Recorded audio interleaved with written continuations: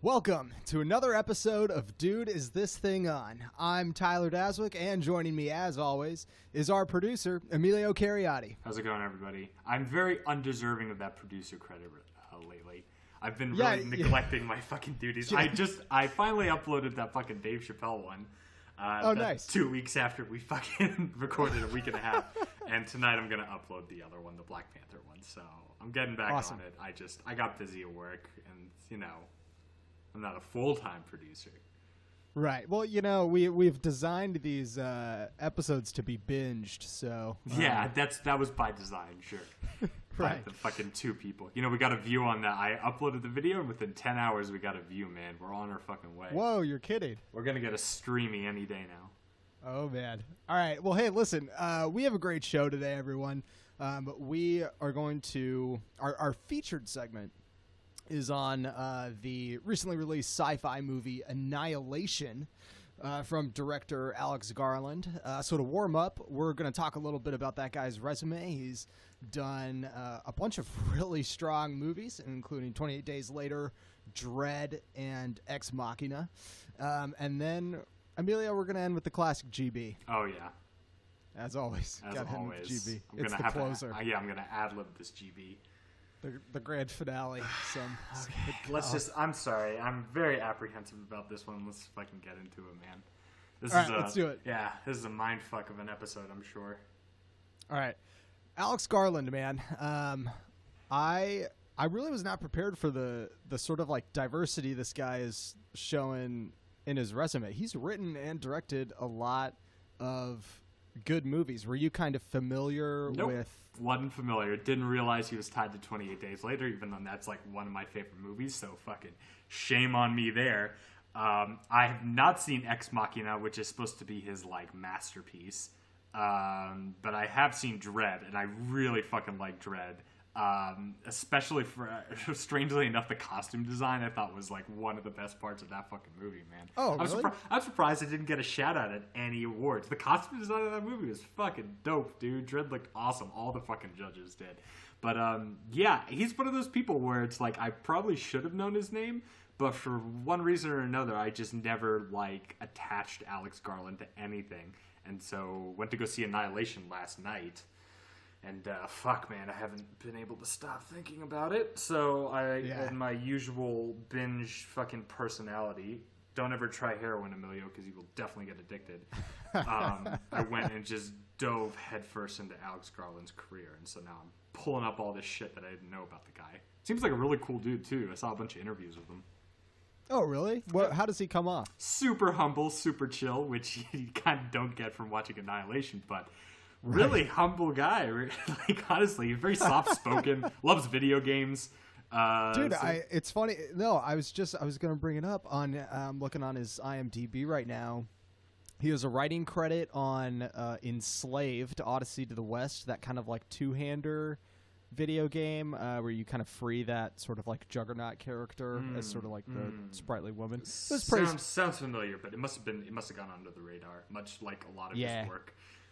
Yeah, it was 2010, but that was praised for its writing. He wrote a Devil May Cry game, and then on the IMDb, I mean, who knows what the heck this means? I don't know how you feel about this franchise, but it says original screenplay for an announced Halo movie. So that's fucking everyone's dipped their dick in that fucking movie. Everyone's got Halo on their IMDb. Yeah, everyone's got the fucking Halo herpes. Yeah, I mean, that movie's been through so many different...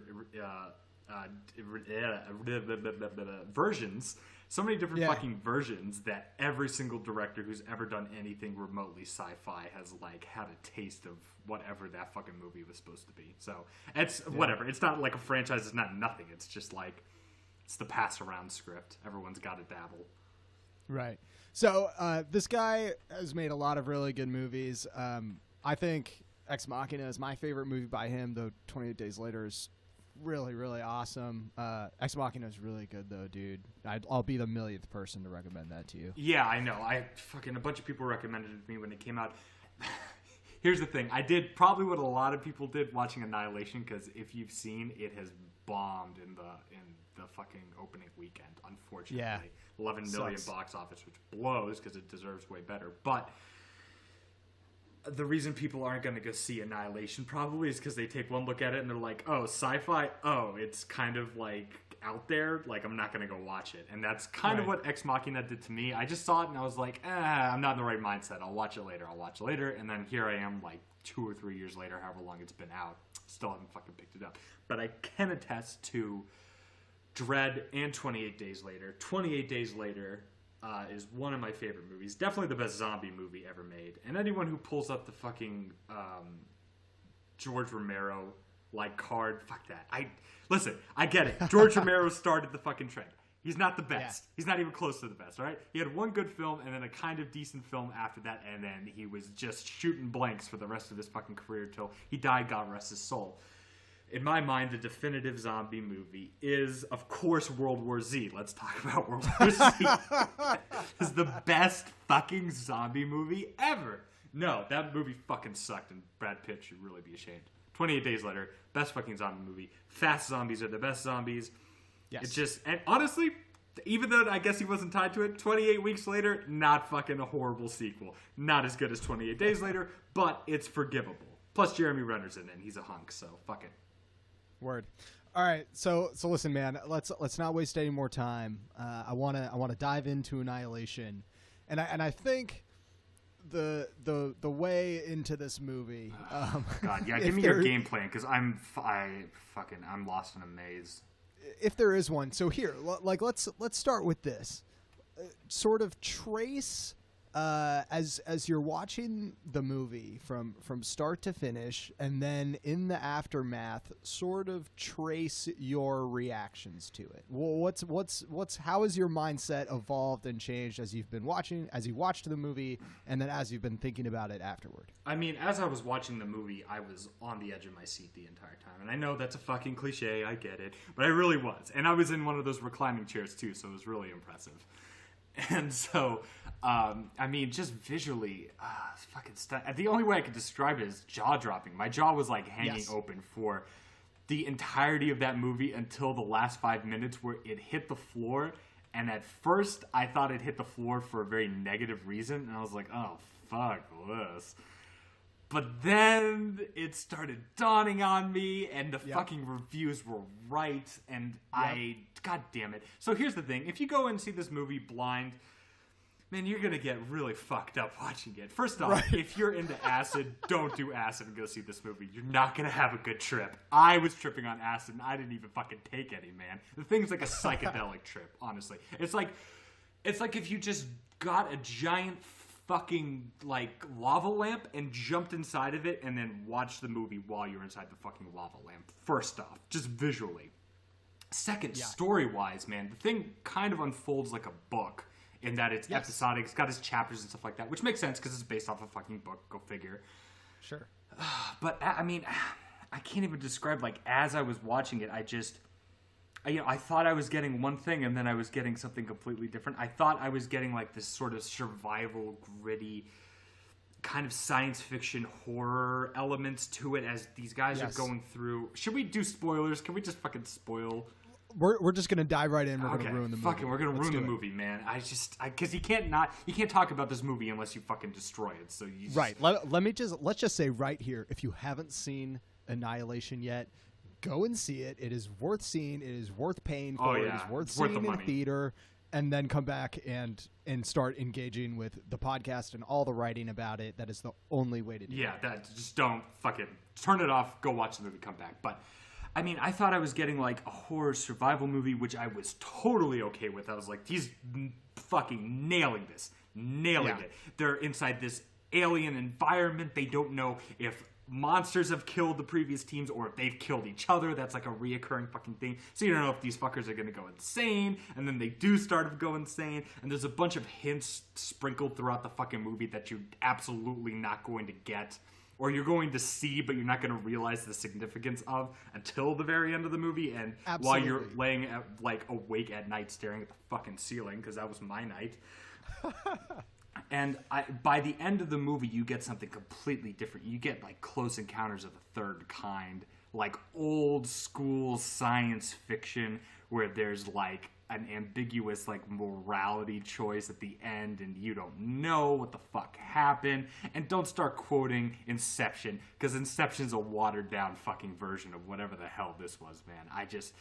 It's indescribable. This movie is indescribable, which makes fucking sense. God damn it, because his whole thing was, when he was reading the book, Alex Garland was reading this book by Jeff something or another. I can't remember his fucking name. I ordered it on Amazon. I can't wait for it to get here. I think it's Jeff Vandermeer. Yeah, something Dutch. And so while he said while he's reading the book, there's certain parts of the book where the biologist character, who's played by Natalie Portman. Natalie Portman.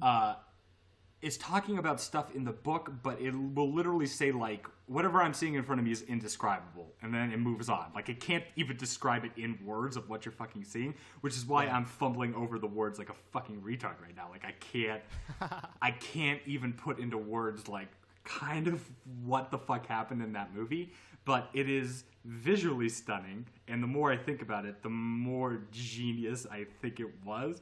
And I don't think that's me being pretentious. That's me being softly caressed and romanced by a really fucking good science fiction movie, which I very rarely see. The only other thing that I say can compare to this in the past couple years that I've seen is The Arrival, which personally I think The Arrival maybe did it a little bit better. It's just more coherent. It's more coherent. That's the thing. So you have like a more solid grasp of something to grab onto, because with this movie is like a fucking like Jackson Pollock kind of painting. Everyone's gonna stare at it and see something different, and then there's gonna be the pretentious people who are like, oh well, I see this in it, you know, it's some sort of highbrow like high society bullshit, and then everyone else is gonna see something completely different, and then it's gonna spawn a bunch of fucking internet arguments and so on and so forth. But it's one of those movies where everyone derives different meaning from it. Therefore, it has no true meaning whatsoever, and you're just going to fucking, like, beat your head against the wall trying to figure it out. Anyway, I'm sure that is not helpful at all to anyone listening.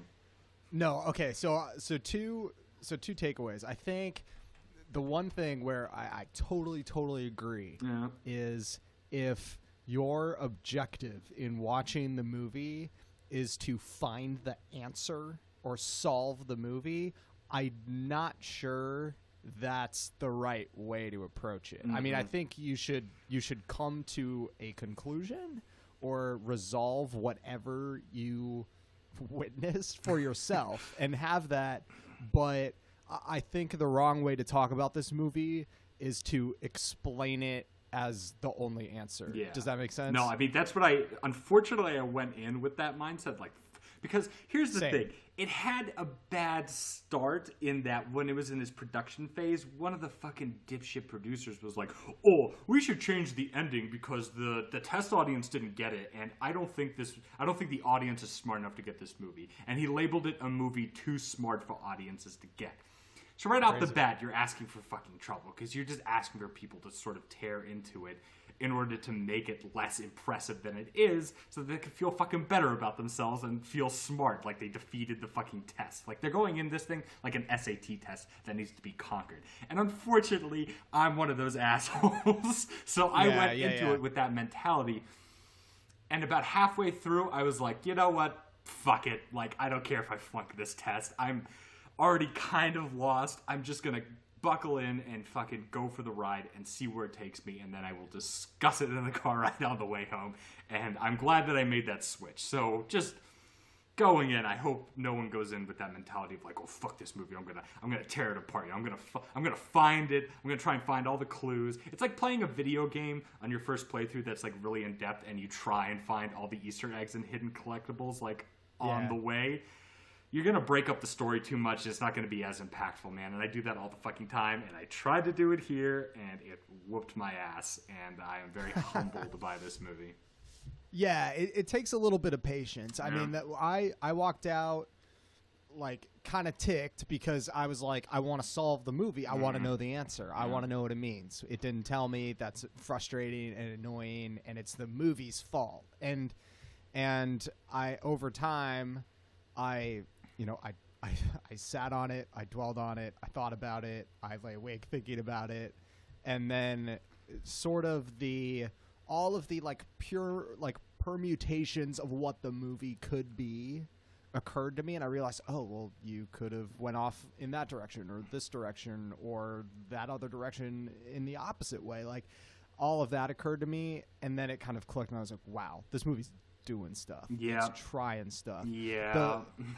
The one thing that I think is like semi-key to understand, though, if you understand anything about the movie, is I heard this anecdote of someone going to see the movie, and toward the end, Natalie Portman is by herself, and she is faced with sort of like the final like sort of transit passage. She has to pass through go down into this pit, tunnel, yeah. Right, to the center beneath the lighthouse, which is the team's final objective. And as she goes down there, someone in the theater was like, "Oh my God, are you kidding?" That's funny. I read a review where someone said their audience did the exact same thing. Yeah. Okay. Maybe did you read Emily Yoshida's Vulture piece? Yeah. You recommended it, so yeah. Yeah, it was awesome. Yeah. But her point was, and I think it was really smart, if you are going into this movie thinking this is a survival horror movie where the point is for the characters to preserve themselves and survive, that's not right. Mm-hmm. And I agree with that. And I think that is, if there's anything objective about this movie, I think that's objective. That you can't watch this movie like you would watch any other horror movie or thriller where the characters are doing everything they can to survive. Yeah, the point survival's not the isn't to do that. Right, right. It's screwing with me, dude. Like, this movie's really good. I will say too, like, and I think how I sort of wrestled with it, I probably wrestled with it for about an hour and a half, and was just like, dang, I don't know if this is working. There's some awesome stuff in those first two acts, no doubt.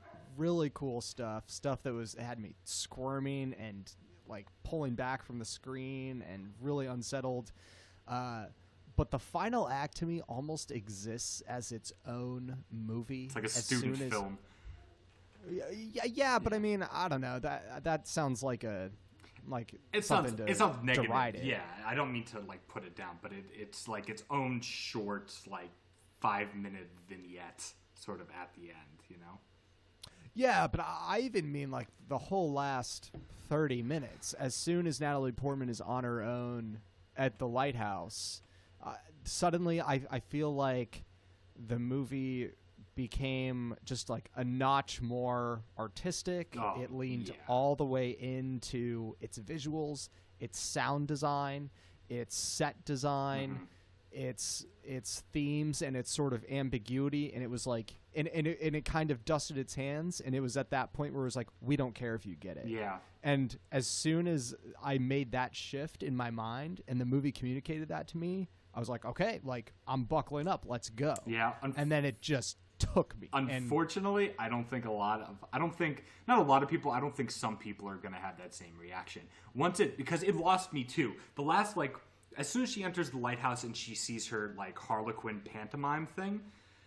Yeah. Like, I was like, oh, I, like, was literally, like, in my chair, like, grabbing my head, like, oh, I'm trying to get this. I don't get it. I don't. I mean, I understood, like, it was mimicking her, and the more she fought it, the more it fought her, and she was actually hurting herself by hurting it, blah, blah, blah, blah, blah. I get that. Yeah? Yeah. But I didn't understand how it pertained necessarily to the whole picture. And that's gonna take some time. And I'm still not 100% there. Because my personal conclusion is, and my girlfriend agrees with me, I'm sorry to bring her up. I just was listening to that Dave Chappelle one, and I bring my girlfriend up a lot. But she's the only real person that I hang out with ever since I moved here. Because I've moved halfway across the country. I don't have any fucking friends yet anyway, like, except for a couple. But she's the one that I go see movies with because she's available all the time. Sure. Our conclusion was, after talking to each other and reading some stuff, was that the lighthouse acts as a prism, just like the actual thing acts as a prism, because the center of the actual prism is the light coming from the lighthouse, like light traveling through a prism. And so it acts as the focal point, and as... Hold on, I have to go kill my fucking dog. 1 second. Okay. Inside.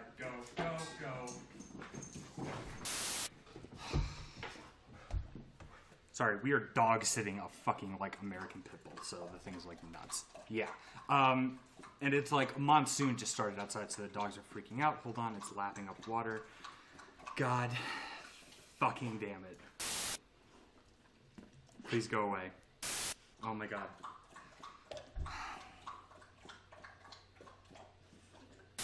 Okay. And scene. So what I was talking about is the lighthouse acts as a fucking prism, right? So all the light travels through it and then splinters out and bounces back to it because they're inside the reflecting bubble, blah, blah, blah, blah, blah, whatever, right? That's separate. Everything eventually goes back to the point of origin, which is the lighthouse, which is where that fucking hole is, which is where the alien is, which is where the pantomime harlequin thingy is, right?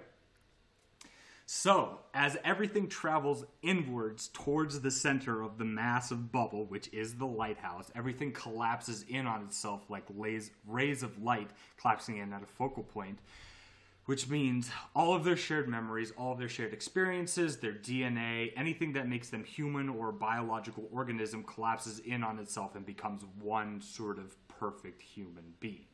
And that's why attributes of each character eventually collapses into whoever makes it to the lighthouse. First it was Kane, which I didn't pick up at first, but upon reading some stuff, he seems to have a very thick southern accent by the end of the movie that he doesn't have in earlier parts of the fucking movie, which makes sense because there were people in his team, especially the guy that he cut up, or maybe it was the guy holding him, wasn't clear, who had a southern drawl to him. Yes, I noticed that. So he's... And meanwhile, the tattoo on Natalie Portman's arm, which you can see, that was the one really key detail that I actually picked up on. I was super fucking proud of myself, but the only reason I picked up on it is because I think Ouroboros tattoos are actually kind of cool. So once I saw that it was an Ouroboros in the trailer, I was like, oh, that's a cool tattoo. I'm going to see like what scene she gets that in, or if she gets it in the military or whatever. So I was always paying attention to her forearms, which is very key to this movie. Go back and pay attention to her forearms because they kind of play an important part. And when she starts the expedition, she does not have the Ouroboros tattoo. And there's two other times that you see it. The first time that you see it, not on her after she comes back from the expedition, is if you pay very close attention to the soldier who turned into the fungus thingy from The Last of Us, which there were a lot of very heavy Last of Us vibes in this movie. If you pay attention to the camera as it's panning up his torso into his head, it quickly passes his wrist, and you can actually see the top half of the Ouroboros tattoo on what's left of his forearm. So he's the original person, theoretically, who has it. And again, when they are arguing about their safety or whatever, in the tower after the one girl gets killed by that demonic bear, you see Anya arguing, and she has her arms expelled like this, like arms, like fists clenched, like why the fuck don't we get out of here? And you can see the same tattoo on her arm. Now originally I thought that that's just a marking that they gave anyone that fucking like went in there or anything, but upon reflection it makes sense that they're all collapsing in on each other, and so they all get certain attributes of each other, including that tattoo will eventually make its way onto Natalie Portman. Yeah, I saw the tattoo on, I saw it and I was like, I don't think she had that before. I saw it when she was in the interrogation, and then I think you also see it on Gina Rodriguez's character. She's the gal who's eaten by the bear. Oh, okay. Yeah. I don't remember the names. That's the only one I remember. Yeah, for a reason.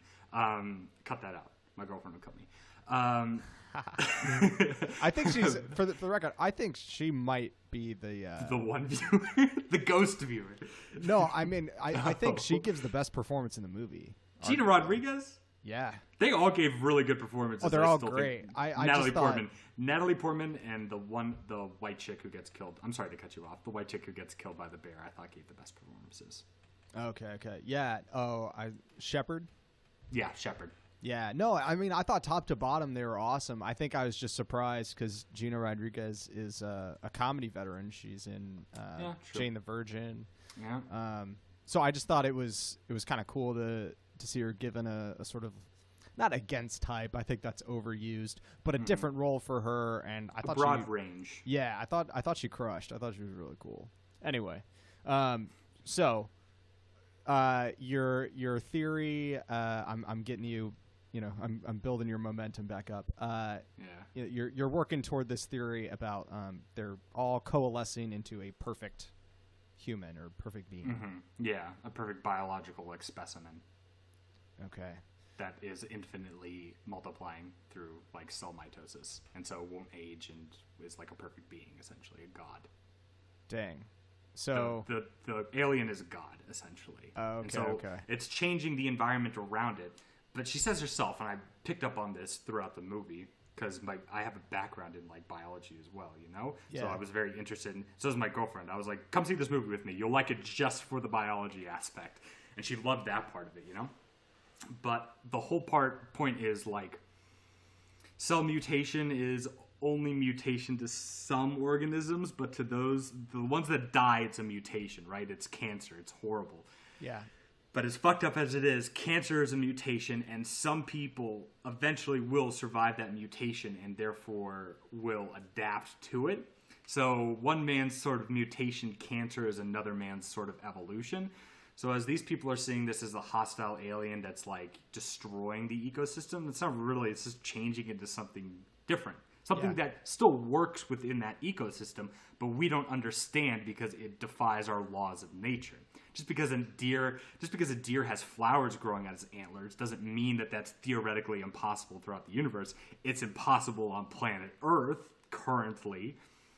But that's only because our range and understanding of biological organisms and how they multiply and how cell structure works and how interspecies like reproduction can't work and stuff like that and how the genomes of animals and plants work is set to a specific set of laws here on Earth. And that may not be the case in other organisms on other planets if they exist. And that certainly is not obviously the case with whatever the fuck this thing is that crash landed inside the thing, right? So the whole thing is it's making a better, quote unquote, you can't see me make air quotes, but I'm making air quotes, better human.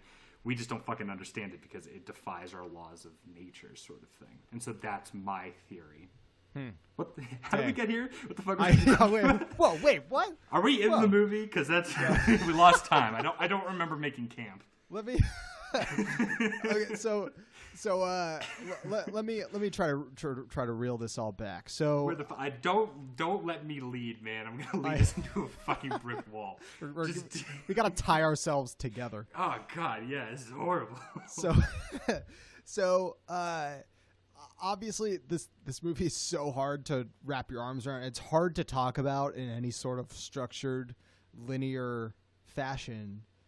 But so, like, thinking about all of this, obviously I think we both found this movie really, really well worth it. I think we both liked it. Like, is that fair to say? Yeah, I want to say it's almost a perfect movie. There maybe were a couple things where I was like, seems kind of contradictory. But that may be just because I don't fucking get it yet. Right, so I can't even say if it's a great movie or it's definitely a watch. Go fucking watch it, man. Even if you come out pissed off with the movie being like, I fucking hated it. Worse, it gets you thinking, man. Yeah. It's something. It's something to do. It's fucking awesome, and it definitely deserves more than a measly $11 million fucking dollars. Yeah. So okay, so given that and that endorsement, let me ask you this, because I was thinking about this on the way home. I thought it was great. I loved it. It's the first movie of this year where I'm like, no doubt I am seeing that again. I will pull something different out every time. It's so rich, it's so dense, but I don't know who I would recommend it to. Do you feel the same way? Yeah, because I mean, it's so, again, it's like a work of art. You can't just be like, hey, I think you'd really like, fucking Da Vinci. Who the fuck do you recommend Mona Lisa to? Like, who's your Mona Lisa guy? You don't fucking have one. I don't have anyone. I could recommend this to my girlfriend. I dragged her along with me. She didn't actually even want to go see it. I was like, just come on, we'll go see it. It's fine. It's got animals in it. It's really cool. It talks about cellular biology. Like, you'll dig it. It's your fucking major. Let's go, Yeah. Right off the bat, she fucking loved that, and she loved the movie. Just like she loved Arrival, man. She fucking loved Arrival, too. I would say, if you watched Arrival and you liked it, fucking see it. If you're an old school science fiction buff and you like Close Encounters or John Carpenter sort of shit, like, The Thing and stuff, like, go and see it. It has a lot of that, especially in the music. The music was top fucking notch. Yeah. And There is a Stephen Stills song that features heavily in this movie, and I've been listening to that album nonstop for inspiration, and there is a lot of meaning in the entire album, not just that song, Helplessly Hopeful, that I think the director probably listened to that album quite a few times and drew a lot of meaning and inspiration from the lyrics. And I know that sounds ridiculous and pretentious, but it's fucking true, right? It fucking is. I can't describe it any better. And I'm supposed to be the words guy. I'm at a loss for words with this movie, which hasn't happened in a while. The more I think about it, the more I like it. Yep. I'm definitely going to go see it again. I'm probably going to go see it this weekend, if not sooner. I need to reabsorb that movie. If you're outside the U.S., which, I mean, actually it works out better for you because in 17 days or whatever, you're going to get full access on Netflix. So watch it multiple times. Yeah, that's a whole other thing. That's kind of a whole shame fucking mess that we don't have to get into. But yeah, turns out Hollywood's shit. Who would have thought? But so I like how you bring up, you know, all the Stephen Stills stuff and the John Carpenter stuff and Arrival, because I do think as elusive as the movie is, I do think there's a good amount of connection points to it, and I think that you know, I mean, it draws heavily from pure science fiction. Totally. Sure. Like if you are into, you know, more of the sci-fi John Carpenter stuff, you have a way into this movie. If you kind of like the sort of new, I guess, roster of smarter sci-fi movies that have come out, like Ex Machina has a lot of sort of deep thematic ideas. Arrival has things to say. Blade Runner 2049 is a really rich movie that still haven't seen that. Yeah, dude. Whoops.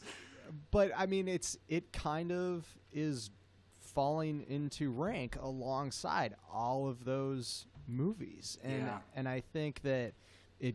But at the same time, it also gives you a really distinct visual style that I think is distinguished, and you know, you can pause this movie and someone could walk in and they'll know exactly what movie you're watching. And then there are some set pieces, like ending aside, there are some set pieces and scares and thrills that are really searing, dude. Yeah. Oh my God. The bear that screams like a woman is not something I thought I would be scared of. I didn't find that nearly as unsettling as the faceless, like, mannequin, you know? I found her interaction with the alien much more unsettling, which is weird. I agree. I found like tingles as she was, because I was just, you know, sort of weird. I don't know if you're afraid of spiders, man. Yes. Funny thing, I used to have a pet tarantula as a kid, but I really don't like medium-sized spiders. Little tiny fucking things I don't care, and big tarantulas I don't care either because I can keep an eye on them. But it's like those medium black widow, brown recluse like size fuckers that just scare the shit out of me, right?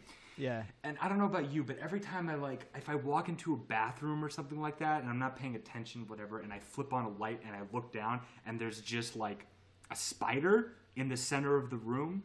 Yeah. Even if it's not doing anything and it's just sitting there and like a gust of air kind of hits it and it kind of cringes, you know, a couple of those legs. Right. I freak out. I just, you know, just sort of pull away from it instinctively. And that's exactly the same reaction I got from this faceless pantomime. Yeah. I don't know of a better word, this mimic. You know, it's a mimic. It literally will mimic a mirror image of you, you know? And it's just something so unsettling about that I found scarier than any of the monsters, because at least the animals I could understand. I understood that as soon as like I heard the scream and Anya was like, "Oh God, it's Shepard," I'm like, "Bitch is dead." Like, that's definitely the bear using like a lure. I've seen enough Jurassic Park, which if you like Jurassic Park, you should probably see this movie too. It's like a futuristic, like even more futuristic, like sci-fi version of Jurassic Park. You know, I know that doesn't fucking help either, but it's true. But because I understand animals pretty well, because of my background, I could understand where those animals were coming from. Like, you understand the second rows of teeth, and it had that alligator had attributes of and both leeches and sharks, you know? Yeah. And the bear was using as a lure, obviously, just like fucking Jurassic Park sort of dinosaurs. So that didn't unsettle me nearly as much as the CGI, like, alien sort of thing, you know? I guess that goes back to Signs. Like, the scariest part of Signs is that really fuzzy, grainy film that Joaquin Phoenix looks at, where you see the alien walk through the bushes for, like, half a second. And even to this day, I still get chills thinking about that scene, just because it's so foreign and alien that it's just, it just gives me chills, just like a fucking spider. Yeah. No, it's funny, man, because I was thinking about that bear, and I was thinking about the mimic at the end, too. In the sense that there's kind of this sort of classic criticism that if you want anything to be scary, don't let us see it. Yeah. Let us imagine what it looks like. Mm-hmm. And I thought it was pretty gnarly. Even the alligator, when it opens, it sort of like opens its craw, and you see the sort of leech-like pulse like in its throat. Mouth, yeah. I mean, I was pretty disturbed, and I was. You know, it was also pretty gnarly to see Natalie Portman just take a knee and just go at it with an assault rifle. That was insane. Got kind of half a chub at the theater.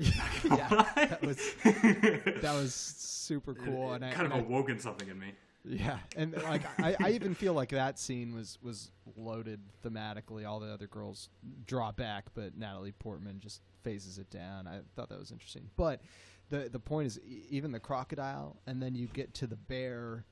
And you see the bear, and I was like, "Oh, that's kind of creepy looking." And then it does the roar, but it's not a bear; it's a woman voice, dying. Yeah. and then the mimic too. I thought this hadn't really occurred to me, but it's so impressive how every time the movie showed us what was scary. Oscar Isaac cuts open the other soldier, peels it back, and we see his insides moving around like eels, and we see the mutation on the wall of the pool. Every time we saw the horror, it was so either creative or inventive or just like strange and weird and alien in the sense that it was so foreign and unknowable still. Even though we could see it, we were still afraid and still affected by it.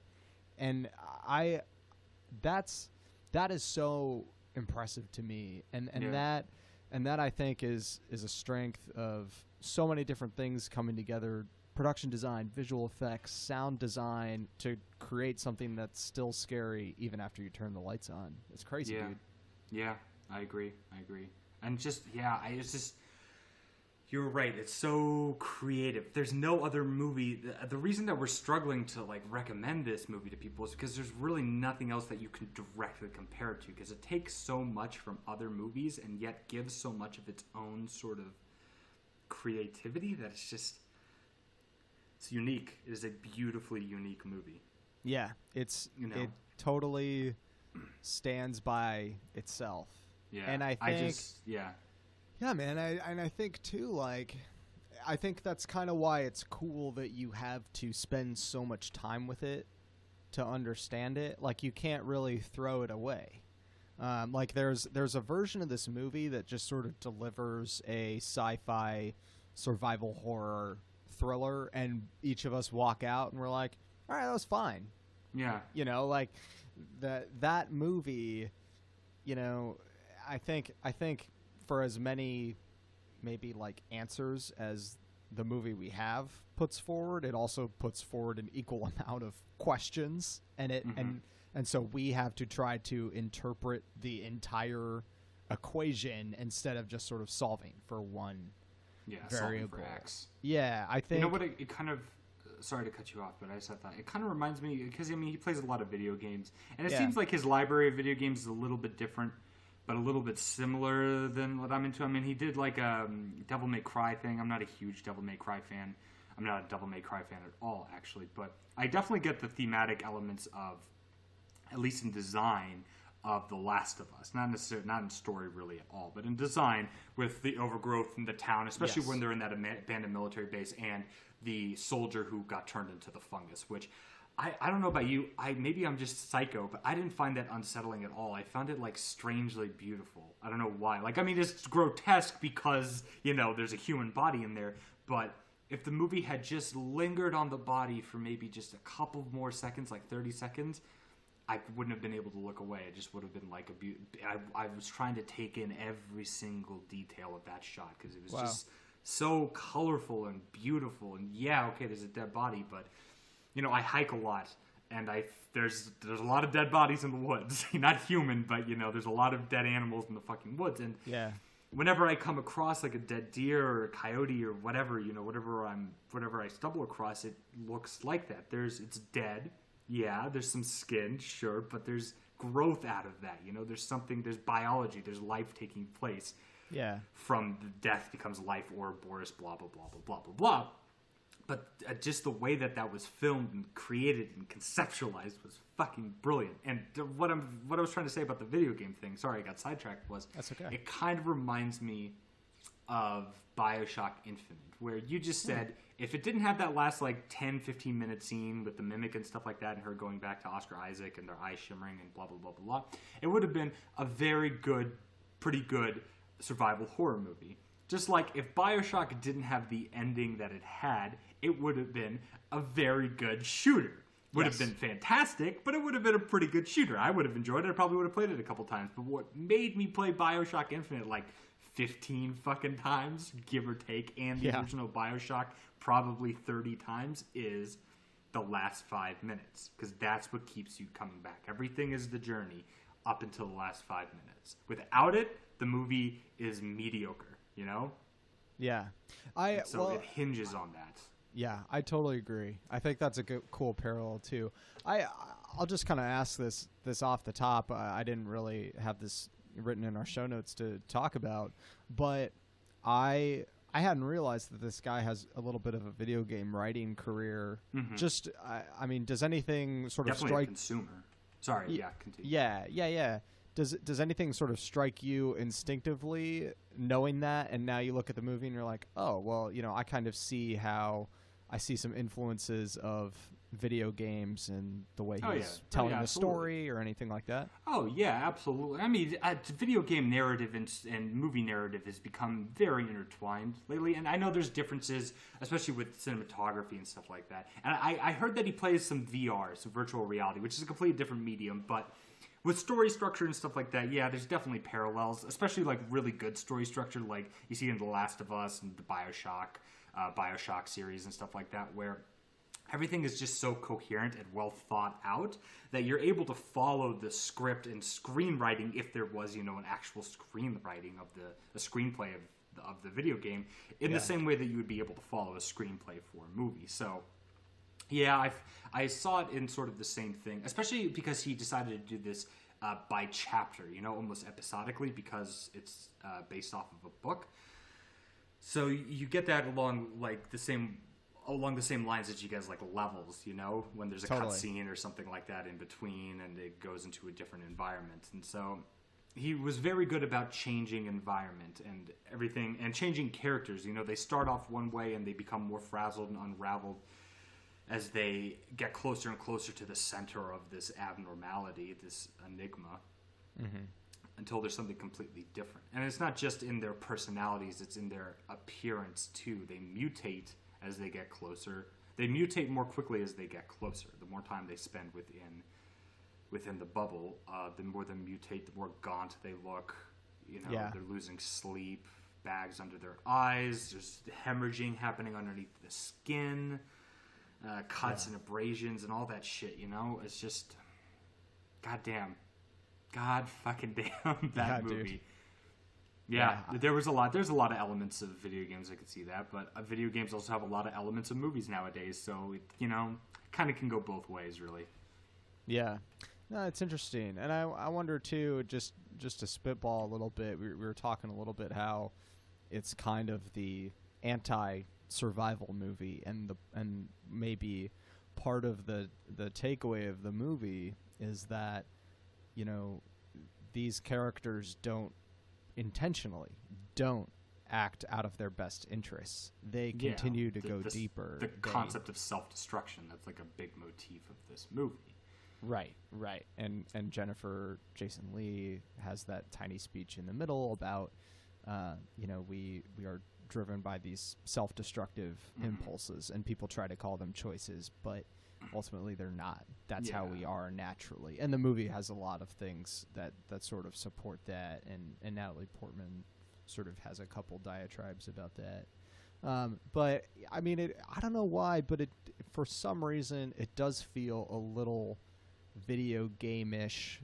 That for whatever reason that theme feels a little video game-ish, that Natalie Portman continues to press on, toward a harder and harder level, if you want to say, and has to face the final boss or whatever.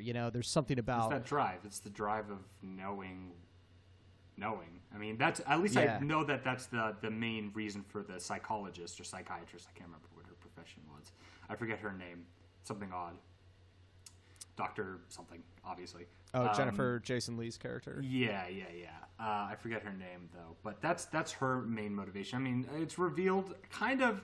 One of the problems I had was they kind of just dropped, like, oh, yeah, she has cancer. I was like, oh, fuck, man. You could have, like, kind of, like, given that to us in a cooler way instead of the interviewer being like, oh, yeah, she has cancer. Yeah, that was one of my tripes for it. But I mean, he made it a very lean 2 hours, a little bit under. I think it's like an hour 56. So I was gonna say, I really appreciate this movie is under 2 hours. Because you could have had a fucking Inception scenario, which I really don't like Inception as a movie. In fact, I hate that movie. And one of the big problems that I have with it is that it's like a little over 3 hours, I think. So fuck that. It's a 2.5 hour movie. I'll defend Inception. Really? I will defend Inception on this podcast. It feels like 3 hours, man. I hate that movie. But in any case, that's for a different discussion. Her main thing was she was trying to solve the puzzle, and Natalie Portman's main thing was she was trying to save her husband. But I am wholly convinced that halfway through the movie, she realizes it's not her husband, just like she realizes they're not the same people they were when they walked into the bubble, So, wow. What's she fighting for? I do not know. Maybe the same thing that the doctor's fighting for, but I do not know. Yeah, I'm going to have to get back to me in a week, man. I don't know.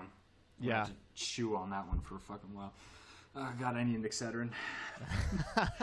God damn it. Where's the alcohol? I think...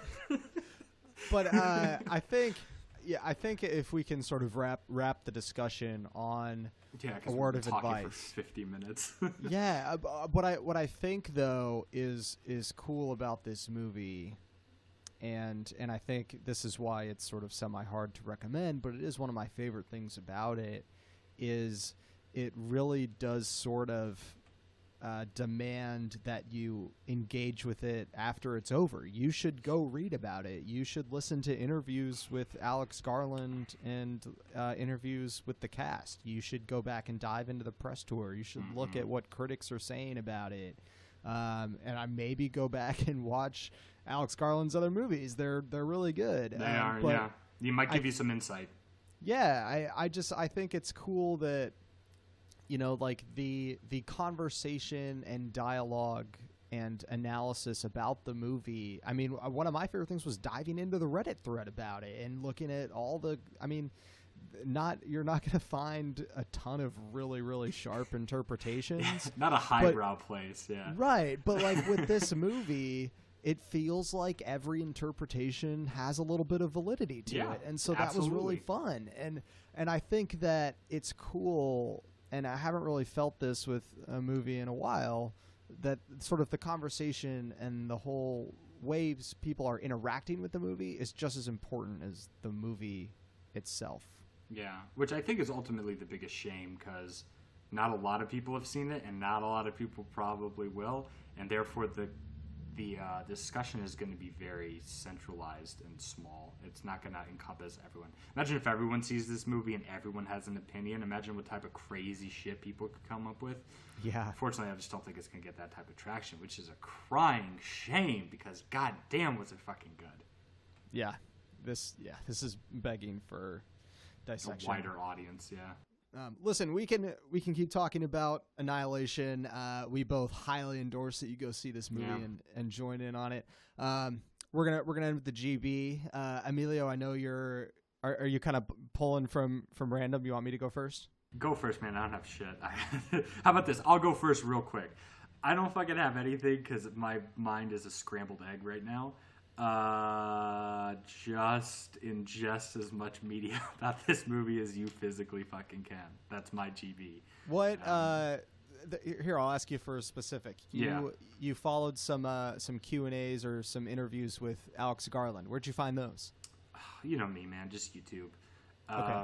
Unfortunately, you're gonna have to scramble around to find good ones because, unfortunately, in Hollywood, everyone has the same fucking 5 questions, and they're not very good questions. Not that I think I could interview any better, but man, stop asking him what his fucking favorite color is. It does not pertain to the movie, you know? So try and find a movie where he's talking to like an auditorium or something like that. See if you can find something good on his method of making movies. And he may not be talking specifically about Annihilation because it just came out, so anything more than a month old is obviously not really going to be talking about that. But I think you get some good insight from this guy by finding out how he approaches writing in general, especially since he prefers, from what I understand, he prefers science fiction, although he is well-versed in pretty much every form, every genre of writing. So, yeah, I'd recommend that. I guess read the book. I'm going to go read the book like as soon as this podcast is done. So, awesome. So I think for my recommendation, I have been lucky enough to have a sneak peek at the 2nd season of Atlanta on dope. FX. How'd you score that? Just through work avenues. You lucky duck. Yeah, man. So I have seen the pilot so far, and I'll have a sort of review of the first 3 episodes up on relevantmagazine.com for Thursday. Man, it's awesome. Cool. I unfortunately did not make it all the way through the first season. You know, I struggled. Why'd you struggle real quick? Because he's very surrealist, which I can appreciate, but I don't. Here's the thing about Donald Glover is I don't know who the real fucking Donald Glover is, and maybe that's by design. But he puts on so many fronts and so many different like facades and stuff like that is that I kind of don't trust the guy. I don't trust his personality as being genuine. And so I don't know if Atlanta is the genuine Donald or if it's his like kind of street tough guy persona that he puts on sometimes. Because I've seen his stand-up and he's definitely not street and he's definitely not tough in his stand-up. And I don't like his stand-up at all. In defense, that was years ago now. Yeah, but if you watch the very opening of the stand-up, he kind of has a completely different personality than he does on stage, which is fair. Like, people act completely differently on stage, you know? There's people with completely different personas and all this jazz, like, on the stage, but I cannot compare 2 things with Donald Glover in it and be like, oh, these are the exact same, which is good and bad, but to me, it kind of just, like, exhausts me.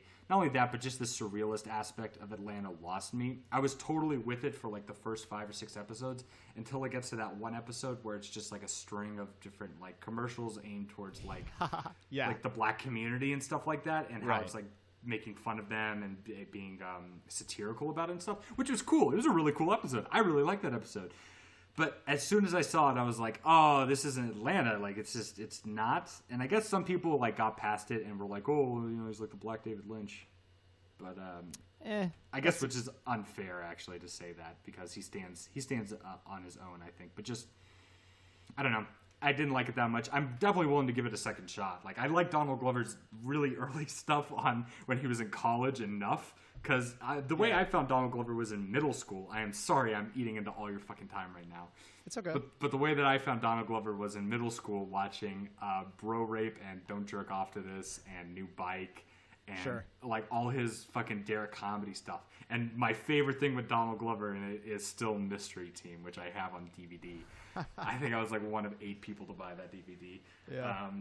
But yeah, to me that's Donald Glover, and I don't really see that too much anymore. And that's probably because he's completely changed, and I don't know if I've changed with him. So it's probably me, not you, Donald.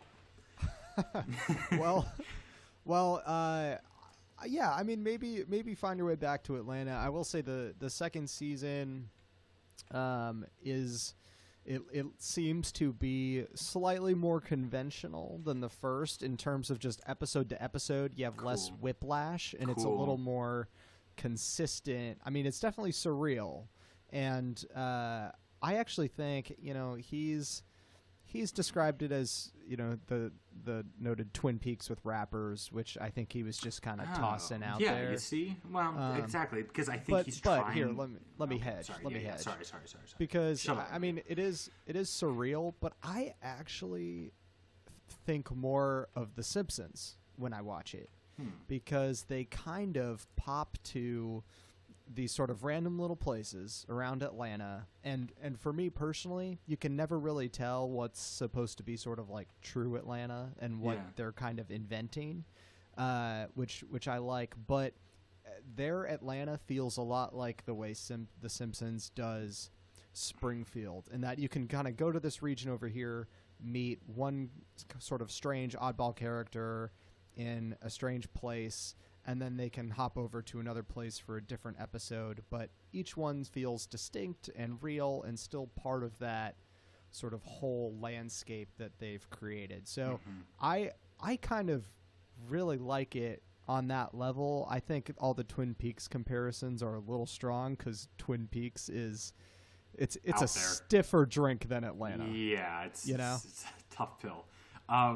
I'm going to go back and scratch everything that I just said, because while you were saying that, I was thinking back on everything Donald Glover I've ever consumed, and there is super surrealist elements in everything that guy has ever done. I don't know what the fuck I was just smoking 5 minutes ago. I don't know why I didn't finish Atlanta. It should be right up my alley if I've liked Donald Glover's earlier stuff, because Don't Jerk Off to This is about him jerking off to a bowl of fruit, and then some, like, weird crotchety man in like a top hat appears at the end and takes the picture away. So I don't fucking know what the hell I was just talking about. I should probably go back and watch Atlanta. Fuck me. maybe you just had an epiphany, man. Maybe I just literally had an epiphany on microphone. Awesome. Well, let me know what you think when you come back, because right. I'm a definite fan. So that's Atlanta. It premieres March 1st. On FX. That's a Thursday. And I guess new episodes will be every week, but it's definitely off to a good start. That will do it for this episode of Dude, Is This Thing On? Emilio, if people want to find you on the internet or on Xbox, where can they do that? You can just find all our stuff on Dude, Is This Thing On? YouTube. I think it's YouTube.com/Dude, Is This Thing On, or you could just, type it into the search bar. You can also look up the Cariati Kid. It's pretty much the exact same stuff. I'm probably just never going to change that. Unless we start doing some video game stuff, which we should. And speaking of video games, on Xbox Live, you can find me, Evil Elmo, EVL space Elmo. No caps, no special markings or whatever.